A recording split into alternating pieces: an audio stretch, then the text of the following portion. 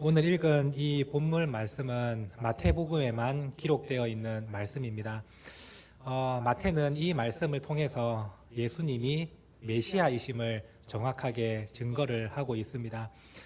이사야 35장 말씀을 보시면 메시아가 오실 때 일어나는 일들에 대해서 자세하게 예언이 되어 있습니다. 메시아가 오시면 맹인이 눈을 뜨고 말 못하는 사람이 말을 하게 되고 귀가 먹은 사람이 귀가 열리게 되고 걷지 못하는 사람이 뛰게 되는 그러한 놀라운 역사가 일어나게 되고 불가능을 가능하게 하시는 그분이 바로 메시아시다. 이렇게 이사야 35장을 읽어보시면 자세하게 기록이 되어 있습니다. 오늘 이 읽은 이 본문 말씀을 통해서 마태는 정확하게 예수님 바로 그분이 우리의 메시아시다. 우리가 그토록 기다리고 원했던 그리고 구약에서 선지자들이 그토록 예언하고 외쳤던 그분이 오셨다라는 것을 마태는 정확하게 이제 이 말씀을 통해서 증거를 하고 있습니다. 우리가 오늘 이 본문 말씀을 또한 유심히 살펴봄으로써 주님께서 우리의 삶에 어떠한 또한 은혜와 가르침을 주시는지 함께 나눌 수 있게 되기를 간절히 바랍니다. 예수님께서 회당장 야이로의 딸을 살리시고 그리고 그 집에서 나오셨을 때 맹인 두 사람이 예수님을 따라오며 소리를 지르면서 자신들을 불쌍히 여겨달라고 이렇게 외쳤다라고 성경은 말씀하고 있습니다. 맹인 두 사람이 예수님의 소문을 듣고 주님을 마주했을 때 그 사람들은 이 기회를 절대로 놓치지 않기를 결단하면서 소리를 지르며 예수님을 끝까지 따라오고 있음을 볼 수가 있습니다. 이 맹인들은 사실 앞을 볼 수 없는 존재였지만 영적인 눈은 밝히 떠져 있는 사람입니다. 왜냐하면 그 예수님을 메시아로 정확하게 알아보았기 때문입니다. 오늘 말씀에서 다윗의 자손이라고 부르고 있는데 이 다윗의 자손이라는 것은 유대인들이 메시아를 부르는 그러한 말이었습니다. 그래서 다윗의 자손은 곧 메시아를 의미하는 겁니다. 이 맹인들은 예수님을 직접 눈으로 볼 수는 없었지만 그들의 영적인 눈은 밝았기 때문에 예수님이 곧 메시아이심을 정확하게 알았고 메시아가 지금 우리 앞에 계신다면 어떠한 일이 벌어진다는 것도 정확하게 알고 있습니다. 메시아가 오시면 맹인이 눈을 뜨게 될 것이다. 이 사실을 알았기 때문에 이 기회를 절대로 놓치지 않으려고 예수님께 간절하게 소리를 지르며 주님을 따라오고 있는 것을 볼 수가 있습니다. 이 맹인의 간절함, 그 간절함은 예수님만이 지금 나의 비참한 삶을 회복시킬 수 있고 나의 눈을 뜨게 하실 수 있는 유일한 분이시다라는 그 고백이 이 간절함 속에 담겨 있는 것입니다. 만약에 예수님 외에도 다른 방법이 있었다면 이 사람들이 이 정도로 간절하게 외쳤겠습니까? 주님이 아니시라도 다른 방법이 있다면 그 방법을 또 선택하면 되지만 이 맹인들에게 예수님 외에는 자신의 눈을 뜨게 할 수 있는 분은 이 세상에 절대로 존재하지 않습니다.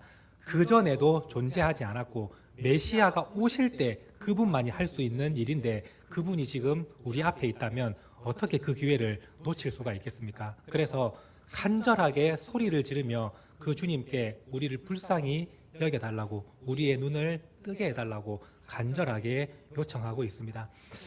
오늘 여러분들의 마음 가운데 주님에 대한 진정한 간절함이 있는지 한번 살펴볼 수 있게 되기를 원합니다.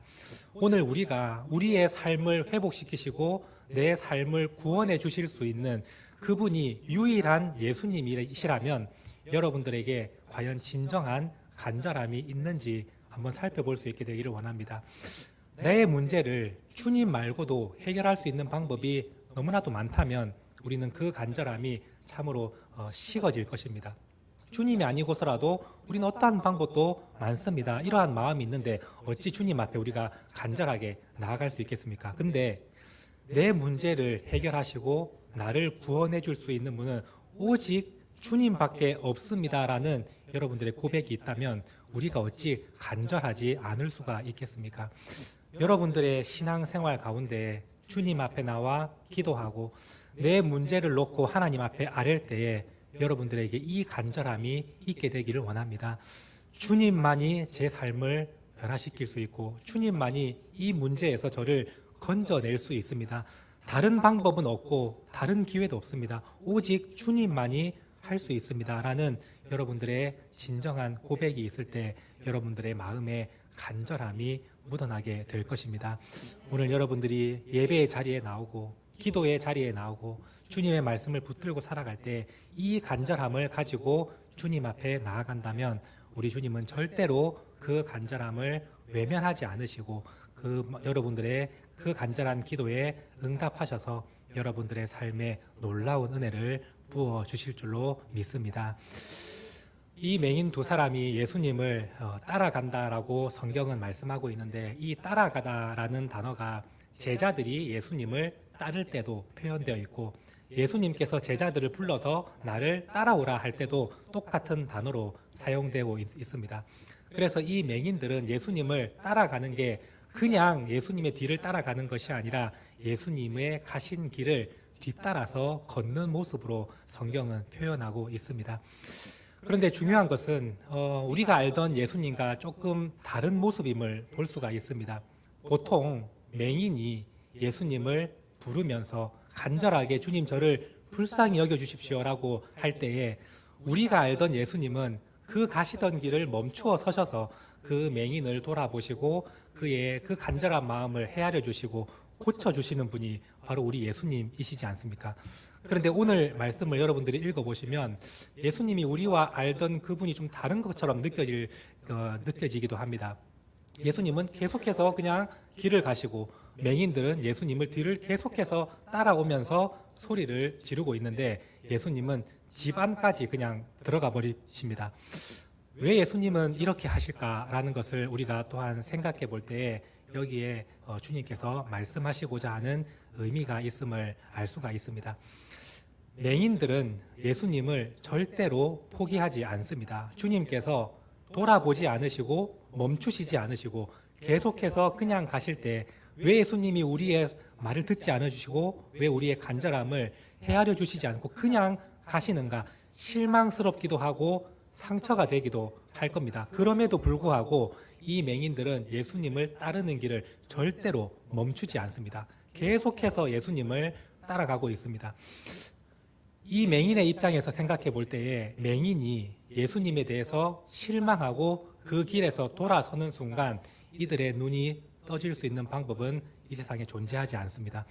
맹인에게는 예수님만이 유일하게 자신의 눈을 뜰 수 있는 기회이고 그리고 그분만이 내 삶을 바꿔줄 수 있는 분이시기 때문에 이 맹인은 절대로 자신의 길을 멈추지 않고 끝까지 예수님을 따라가는 것입니다. 여러분들 이 말씀을 한번 생각해 볼 때에 우리가 우리의 생명을 구원하시는 유일하신 분이 예수님이시라면 우리가 그 주님의 길을 도중에 멈출 수가 있습니까? 여러분들이 신앙생활 하다가 내가 분명히 주님께 기도했는데 주님은 내 기도에 응답하지 않으시고 왠지 주님한테 서운한 마음이 들 때가 여러분들이 있을 겁니다. 그렇다고 해서 여러분들이 이 신앙의 길을 멈출 수가 있습니까? 주님이 유일하게 내 생명의 구원자 되시는데 우리가 어떻게 그 길을 멈출 수가 있습니까? 또한 신앙생활을 하면서 성도들과 함께 살아가다가 거기에 오는 상처로 인해서 우리가 신앙생활을 멈출 수가 있습니까? 주님만이 우리의 유일한 구원자가 되시는데 우리는 절대로 그 길에서 멈출 수 없고 돌아설 수 없습니다. 우리는 어떠한 상황이 펼쳐지든 간에 끝까지 주님을 따라갈 수밖에 없습니다. 왜냐하면 주님만이 우리의 유일한 구원자가 되시기 때문입니다. 이 맹인의 입장에서는 이 기회를 놓치는 순간 자신들은 더 이상 기회가 없음을 알고 주님이 멈춰주시지 않고 끝까지 가심에도 불구하고 이해할 수 없지만 끝까지 주님의 뒤를 따르며 자신들을 불쌍히 여겨달라고 주님께 외치면서 그 길을 따라가고 있습니다. 여러분들의 신앙생활 가운데 정말 주님의 뜻을 이해할 수 없다고 느껴질 때에도 절대로 신앙의 그 길을 멈추지 마시고 주님의 길을 끝까지 걸어갈 수 있게 되기를 원합니다.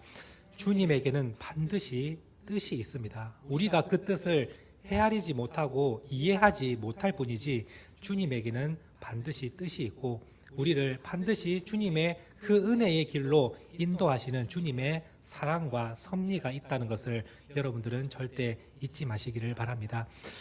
이 말씀을 잘 생각해 보시면 예수님께서 이 맹인들의 그 요구를 듣지 않으시고 계속해서 길을 가시는데, 사실 예수님께서 작정하고 이들의 요구를 무시하고 외면하려고 하셨다면 맹인들은 절대로 예수님을 끝까지 따라올 수가 없습니다. 왜냐하면 일반 사람이 걷는 그 속도와 맹인이 걷는 속도는 차이가 너무나도 많이 납니다. 예수님께서 이 사람들을 외면하고 그냥 가신다 하시면 절대로 맹인들은 예수님이 계신 집까지 찾아올 수가 없습니다. 여러분들이 한번 실험을 해보셔도 됩니다. 여러분들이 누군가 한 사람을 앞세우고 그 사람은 보통의 걸음으로 가고 여러분은 눈을 감고 그 사람 뒤를 쫓아갈 때에 그 사람이 그 발걸음을 맞춰주지 않고 기다려주지 않으면 절대로 그 사람을 따라갈 수가 없습니다. 그런데 예수님께서 그 가시는 길을 맹인은 끝까지 따라왔고 예수님이 들어가시는 집까지 맹인들은 따라올 수 있었던 것은 사실 예수님께서 그들의 그 발걸음을 맞춰주셨기 때문입니다. 우리가 예수님의 그 마음을 헤아리지 못하고 주님의 뜻을 이해하지 못하면서 살아갈 때가 참으로 많은데, 그 가운데에서 우리 예수님은 여러분들의 그 삶에 섬세하고 세밀한 은혜를 베풀어 주셔서 믿음의 길에서 파선하지 않도록 주님께서 붙드시는 은혜가 여러분들 삶 가운데 반드시 있었음을 믿게 되기를 원합니다. 우리가 주님을 지금 끝까지 따라올 수 있었던 것은 사실 주님께서 우리를 붙드시고 우리의 이 보폭에 주님께서도 같이 발을 맞춰서 함께 걸어와 주시기 때문에 우리가 주님을 끝까지 믿고 따라올 수 있었던 것입니다.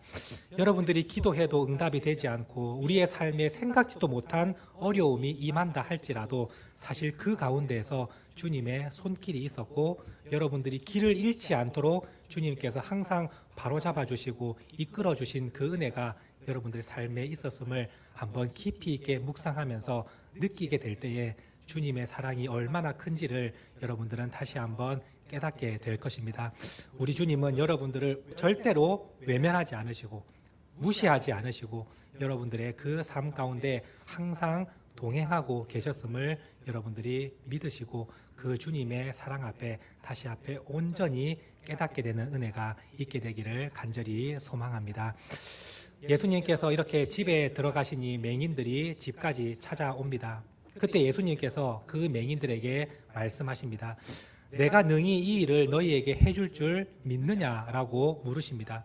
이 물으심은 내가 메시아임을 너희가 확실하게 믿느냐라는 질문입니다. 그때의 맹인들은 확실하게 대답을 합니다. 우리가 믿습니다. 주님은 메시아이시고 주님은 메시아이시기 때문에 반드시 우리의 눈을 뜨게 해 주실 것이라 우리가 믿습니다. 이렇게 대답을 합니다. 그때 예수님께서 말씀하십니다. 너희의 믿음대로 되라 하시면서 그들의 눈을 만져주시니 그들의 눈이 밝아졌다. 이렇게 성경은 말씀하고 있습니다. 예수님께서 그들의 눈을 만지시며 믿음대로 되라고 말씀하신 것은 오늘 우리에게도 큰 은혜가 되고 도전이 됩니다.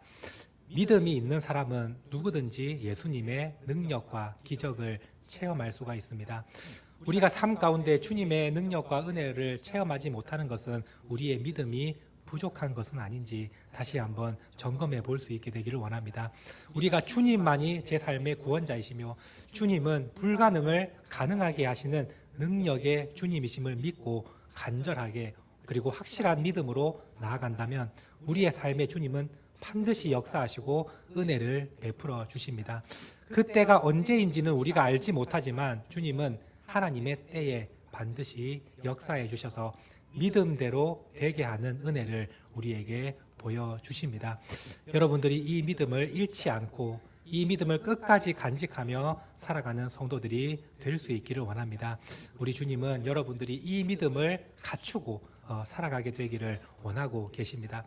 여러분들이 작은 일에 흔들리고 또한 넘어지는 그러한 삶이 아니라 확실한 믿음을 가지고 주님께서 반드시 내 삶을 붙들고 계신다는 그 믿음을 가지고 살아갈 때에 우리 주님은 믿음대로 되라라는 이 말씀처럼 우리의 삶 가운데에 놀라운 은혜와 역사를 베풀어 주셔서 여러분들이 직접 눈으로 그리고 삶으로 살아계신 주님을 체험할 수 있도록 반드시 도와주실 것입니다. 오늘 이 은혜가 여러분들의 삶에 가득히 넘쳐나기를 소망합니다. 예수님께서 이렇게 능력으로 맹인의 눈을 밝히신 후에 그들에게 말씀하십니다. 절대로 사람들에게 이 사실을 알려서는 안 된다고 예수님은 경고하십니다. 우리가 생각할 때는 이 능력을 사람들에게 많이 알려서 예수님이 메시아이시다, 그분은 능력의 주님이시다라고 알리는 것이 오히려 더 주님이 원하시는 거라고 생각할 수가 있는데, 오히려 주님은 절대로 알리지 말라고 말씀을 하시는데 그 이유가 있습니다. 그 이유는 예수님의 십자가 사역에 그 일들이 방해가 되기 때문입니다. 사람들에게 예수님의 기적에 대해서 전하고 예수님의 능력에 대해서 전하면 그 사람들은 예수님이 진짜 이 세상에 오신 목적을 생각하지 않고 오직 기적과 능력에만 집중을 합니다. 그런데 주님이 원하시는 것은 그것이 아닙니다. 예수님께서 이 세상에 오신 것은 생명을 구원하러 이 땅에 오셨고 십자가를 지시기 위해서 이 세상에 오셨는데, 주님의 그 십자가의 사명이 오히려 이 기적과 능력으로 인해서 방해를 받기 때문에 예수님은 그것을 말하지 못하게 하신 것입니다. 오늘 우리가 이 말씀을 생각해 볼 때에 우리의 삶에 이것을 어떻게 적용할 수 있습니까? 우리도 살아가면서 주님의 놀라운 은혜와 경험과 기적을 여러분들은 많은 경험을 하셨을 겁니다. 그런데 우리가 간증의 자리에 나와서 또한 간증을 하고 또한 세상 사람들에게 주님께서 나에게 어떤 일을 행하셨는지를 전할 때에 우리는 제일 먼저 기적과 능력에 대해서 먼저 전할 때가 참으로 많습니다. 그런데 주님은 그것을 원하지 않으십니다. 주님이 원하시는 우리의 제1번의 간증은 나 같은 죄인을 주님이 어떻게 만나 주셨는가, 주님이 어떻게 나를 구원하셨는가, 이것을 전하기를 주님은 원하고 계십니다. 우리가 받은 기적과 은혜를 말하지 말라는 것이 아닙니다. 그것은 그 다음입니다. 내가 어떻게 주님으로부터 구원을 받았고 나 같은 죄인이 어떻게 예수님께서 건져내셨는지 그 은혜가 1번 간증이고, 그 다음 또한 우리가 주님으로 받던 이런 은혜도 있습니다라고 간증을 하는 것이지, 이 순서가 뒤바뀌어서 내가 주님을 믿었더니 사업이 성공했습니다, 내가 주님을 믿었더니 우리 자녀들이 이렇게 잘 되었습니다, 이것은 그 다음 간증인 것입니다. 그래서 주님은 우리에게 말씀하십니다. 그게 중요한 게 아니라 내가 너를 어떻게 만나주고 내가 너를 어떻게 구원했는지 그것을 전하는 것이 1번이다라는 것을 주님은 우리에게 말씀해주고 계십니다. 그래서 사도 바울도 전도를 하면서 복음을 전하면서 절대로 예수님의 기적이 나한테 어떻게 일어났는지를 전한 적이 없습니다. 오직 내가 다메섹 도상에 갔을 때 나 같은 죄인을 우리 예수님이 어떻게 만나주시고 나를 구원해 주셨는가, 이것을 계속해서 반복하며 사람들에게 전하는 그 모습을 우리는 볼 수가 있습니다. 그것이 주님이 원하시는 간증이고 전도의 방법인 것입니다.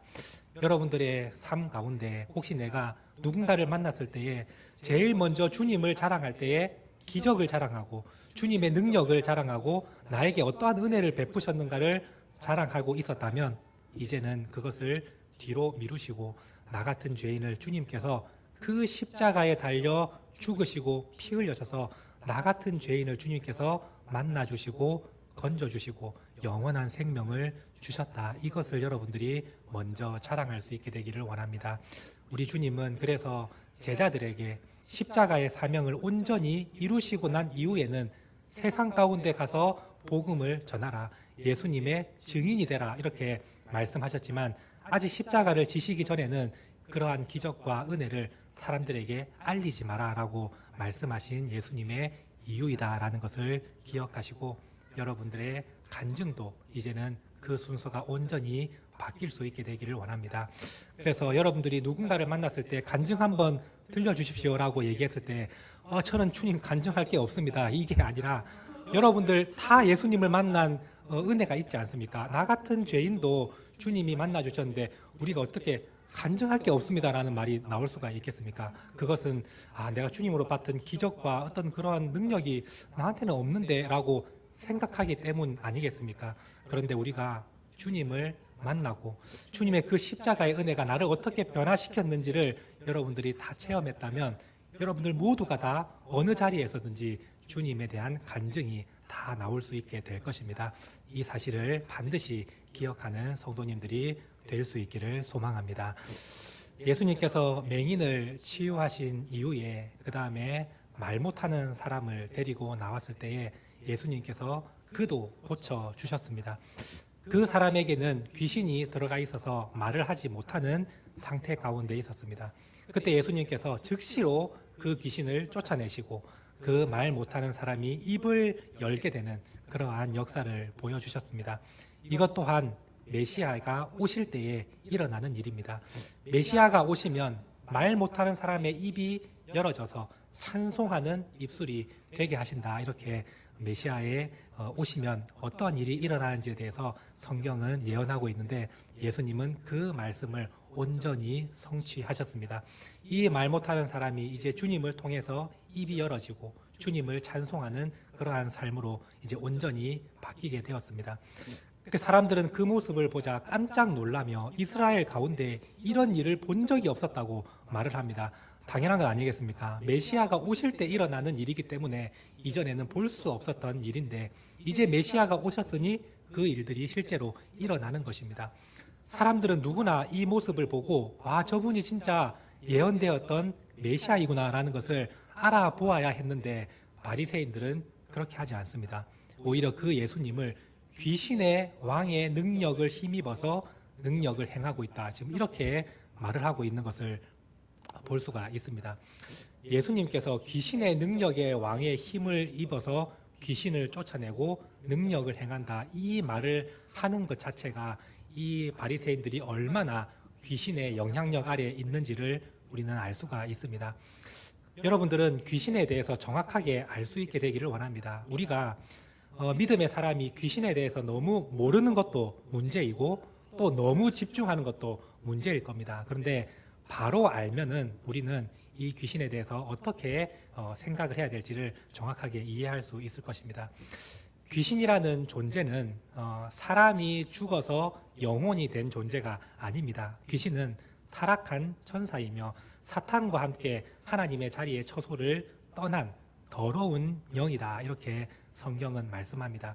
그래서 사람이 죽어서 구천을 떠드는 귀신 그거는 절대로 존재하지 않습니다. 사람이 죽으면 그 영혼은 믿는 사람은 천국으로, 믿지 않는 사람은 심판을 받고 지옥으로 들어가는 것이지 이 땅을 떠돌아다니는 것은 절대로 있지 않다라는 것을 기억하시고, 이 귀신의 그러면 역할은 무엇입니까? 이 귀신은 하나님을 대적하고 그리고 하나님의 말씀을 깨닫지 못하게 하고 그리고 믿음의 사람들에게 혼란과 유혹과 방해를 주어서 신앙생활을 하지 못하게 흔들고 악한 일을 행하게 하는 것, 그것이 귀신의 역할이다. 이렇게 설명을 드릴 수가 있습니다. 이 귀신은 우리 믿음의 성도들의 마음 가운데 절대로 들어오지는 못합니다. 왜냐하면 우리 믿음의 성도들은 성령께서 이미 내주하고 계시기 때문에 절대로 이 악한 더러운 귀신은 우리 믿음의 사람들 안에는 들어오지 못합니다. 대신에 방해를 하고 유혹을 하고 우리가 신앙생활을 하지 못하도록 주위에서 흔들 수는 있다는 것을 여러분들을 기억할 수 있게 되기를 원합니다. 그렇기 때문에 믿음의 성도가 귀신에 대해서 너무 안일하게 생각을 하면 우리가 그들의 방해에 넘어질 가능성이 또한 많을 것이고, 또한 귀신을 너무 크게 보고 날마다 오늘은 귀신이 어디에 있나라고 찾아다니는 것도 문제가 될 것입니다. 우리는 그럴 필요가 전혀 없습니다. 우리는 어디를 가든지 성령에 충만해서 살아가면 귀신은 떠나가는 존재이지 절대로 우리의 가까이 할 수 없는 존재임을 생각하시고, 또한 이 귀신이 어떻게 우리를 방해하는지를 한번 생각해 보십시오. 믿음의 성도가 하나님께 기도를 하는데 이 기도를 귀신이 중간에 기도가 하나님께 올라가지 못하도록 막을 수가 있습니까? 절대로 귀신은 그런 능력이 없습니다. 우리가 기도하면 그 기도는 하나님께 바로 올라가게 됩니다. 그래서 귀신은 이 기도를 하지 못하도록 믿음의 성도가 기도의 자리에 앉지 못하도록 방해하는 겁니다. 기도에 집중하지 못하도록 만들고 여러 가지 바쁜 일을 만들어서 기도를 소홀하게 만들어서 기도를 하지 못하게 만드는 것이지 기도하는 성도의 기도를 귀신은 방해하지 못합니다. 그래서 여러분들이 잘 생각해 보시면 내가 기도를 자꾸 하지 못하고 기도할 때 집중하지 못하고 딴 생각이 들고 하는 것은 지금 귀신이 여러분들이 기도를 하지 못하도록 방해하고 유혹하고 있는 상태라는 것을 빨리 점검하신다면 오히려 그 가운데 오늘 기도 안 되니까 기도 그만해야겠다 이게 아니라 오히려 그 영적인 존재를 주님의 이름으로 물리치고 더 열심히 기도하는 자리에 나올 수 있어야 되지 않겠습니까? 또한 우리가 주님의 말씀을 온전히 듣지 못하고 깨닫지 못하게 하는 것도 타 귀신의 방해들의 속에 있는 것입니다. 그런데 우리는 주님의 말씀을 들을 수 있고 또한 주님의 말씀이 깨달아지는 것은 이 귀신의 방해가 아니라 성령께서 역사하시기 때문에 우리의 가운데 이러한 은혜가 넘쳐나는 것이지, 또한 믿지 않는 사람들에게는 지금 귀신이 말씀을 듣지 못하도록 방해하고 들은 말씀도 바로 빼앗아 가버리니까 어떠한 은혜도 받지 못하는 상태에 놓이게 된 것입니다. 지금 이 바리새인들도 예수님을 눈앞에서 보고 있음에도 불구하고 저 예수님의 능력은 메시아의 능력이 아니라 귀신의 능력이다라고 말을 하는 것은 지금 바리새인들이 귀신의 방해 속에 있다는 것을 우리는 금방 알 수가 있는 것입니다. 우리는 이러한 귀신의 방해 속에 흔들리고 신앙생활이 무너지는 그러한 성도가 아니라는 것을 여러분들이 기억하시고 날마다 성령 충만하게 주님의 말씀을 붙들고 믿음으로 기도하며 나아갈 때에 여러분들의 그 능력이 하나님께서 함께 하심으로 인해서 오히려 악한 영들은 여러분들의 삶에서 떠나가고 여러분들은 더욱더 주님과 가까워지며 말씀을 깨닫는 은혜가 임하게 될 것입니다. 여러분들은 삶 가운데에서 이러한 더러운 영들의 방해를 받지 않도록 날마다 기도하시고 말씀 읽으시고 성령 충만하셔서 하나님의 말씀을 올바로 듣고 또 그 말씀을 바로 깨닫고 그 말씀대로 능력 있게 살아가는 믿음의 성도님들이 될 수 있기를 간절히 소망합니다.